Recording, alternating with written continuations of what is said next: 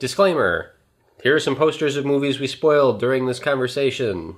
If you don't want to see them spoiled, don't watch, I guess. But please watch.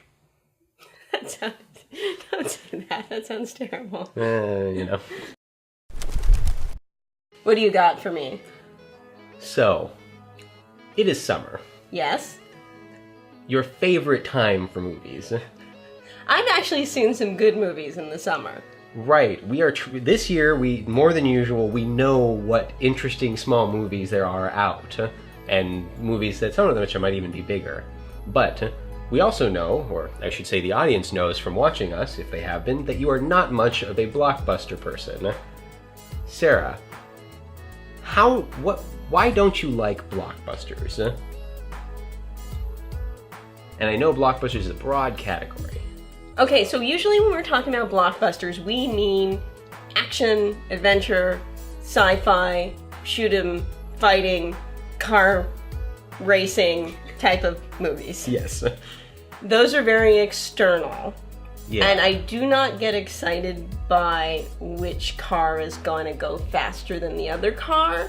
I don't get excited by feats of strength or cleverness, one over the other, if there's no emotional component, and often there isn't. Does the spectacle not work for you at all? Because you like 2001, a movie that ostensibly has a bunch of spectacle in it. Huh? Yes, it is such a pretty movie. It is so well composed. It is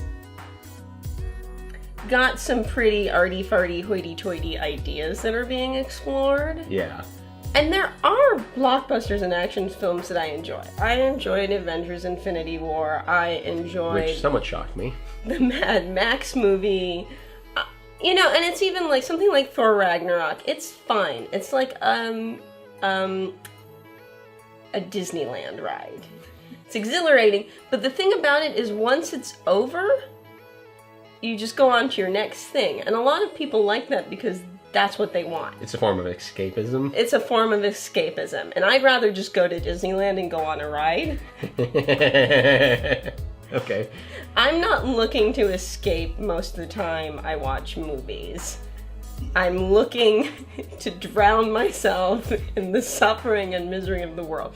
With some exceptions. There's a lot of world suffering that I don't actually enjoy seeing on the big screen. Right, and I mean, often it's fictional films, yeah. Which I noticed documentaries are actually harder for you when they are, because they're actually real. Yes. Whereas a movie like, I don't know, Hereditary or something, it's not. But also, I very much enjoy a personal struggle.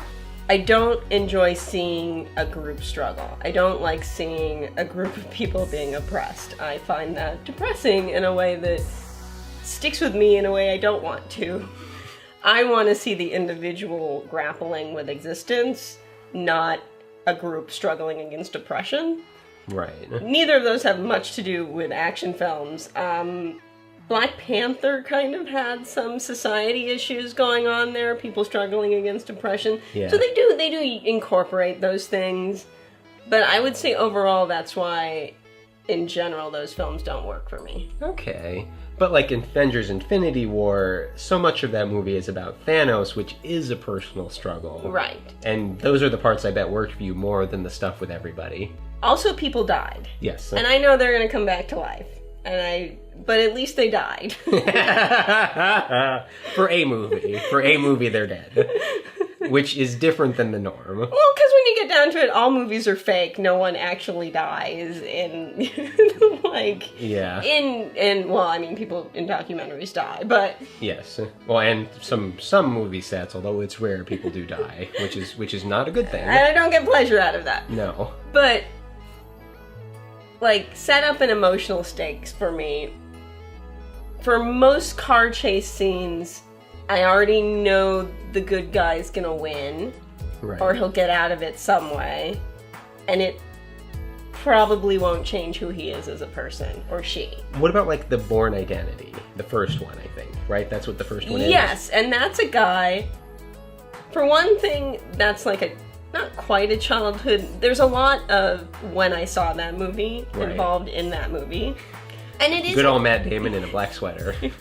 And there is a lot of a guy grappling with who he is and trying to gain information about himself. Right. All that action. I also tend to, when I do enjoy action, I like people physically fighting each other. I'm not so interested in cars or robots or overly done special effects or guns. You Yeah. know, I like people hit like ah. So John Wick doesn't do it for you. John, no, it doesn't. It the question of whether or not he's going to shoot the next guy in the head, and the answer is always yes, doesn't sustain me. I think people like the visuals and that. The one thing I enjoyed of watching John Wick is, in a lot of those movies, you cannot see what's happening, and it's boring because I want to know what's happening. And Yeah. here's someone's shoulder, and here's somebody getting shot in the head. Who shot him? That Yeah. guy? Okay, I couldn't really see it. Yeah. John Wick has pretty, not cinematography, choreography. It has pretty choreography. Yeah. Like, when I think about the Bourne Identity, and maybe I'm remembering it through rose-colored glasses, a lot of the times the fight scene was around a discovery around himself. Yeah, I think that's fair. Or like you learn something cool he could do, but it's also kind of horrifying that he could do it. Yes. That's a part of the car chase scene. He can do this thing, and it's really cool that he can do it, but it's also kind of scary. Yes. I mean, because there's a couple fight scenes where, yeah, what's at stake is he going to get away or not? And it's like, well, the movie's not ending now. So, like, we know. But there is the horror of his own discovery of what he can do. I agree. In dramas... It's a horror film, Theo. In dramas, I feel like, for us, and particularly you, it's not like, oh, they're gonna get to the climax of this personal crisis at the middle of the movie, you know? Yeah. You know that's not gonna happen, but what we're discovering about the character is sort of shaping Yeah. how we think we're gonna get there, whereas in an action movie, a 10-minute long action scene isn't really changing things too much, necessarily. And usually it's pretty clearly drawn whether someone is a good person or a bad person. Yeah. And I don't necessarily, like, Lord of the Rings, like, I don't want to watch Lord of the Rings and question whether the orcs are bad or not. Like, it's not that I want something different, it's that the necessities of that story make a story that isn't as interesting to me. Though I do like Lord of the Rings. Those are some of my favorite of the, like, big budget movies. Frodo goes through a lot of change, but someone like Aragorn, it's more about, like, watching someone stand strong in the face of such overwhelming... He's about perseverance. Yeah. To top off this discussion, we are in the summer. As you said, we're doing better this year than most, but how does it really feel every year when it gets to summer? Is there like a depression you feel? Is there like a... No, not at all, because the problem with the fall Oscar push is that it's so marketing driven, Yeah. and you get a lot of posers, I'm gonna snobbily say. But it's like, okay, so usually I don't like action film, but that doesn't mean I like a film just because it's a drama. First Reform didn't work for me. Yeah.